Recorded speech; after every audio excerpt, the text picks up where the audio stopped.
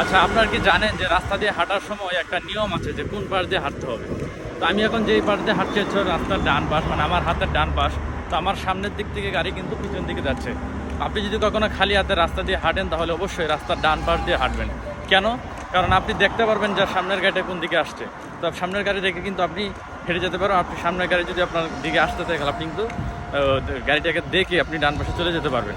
এবং আপনি যদি বাম পাশ দিয়ে হাঁটেন তাহলে আপনার পিছন দিক থেকে গাড়ি আসবে। কোন গাড়ি পিছন দিক থেকে আসে আপনার গায়ের ওপর কিন্তু মানে আঘাত করতে পারে বা অ্যাক্সিডেন্ট হতে পারে। তো সেই ক্ষেত্রে কিন্তু আপনার রাস্তা দিয়ে হাঁটার নিয়ম হচ্ছে রাস্তার ডান পাশ দিয়ে হাঁটবেন, যাতে সামনের গাড়িগুলো আসার সময় আপনি দেখতে পারবেন যে গাড়িটা কোন দিকে আসছে, বা আপনার দিকে যদি আসে আপনি দেখে সরে যেতে পারবেন।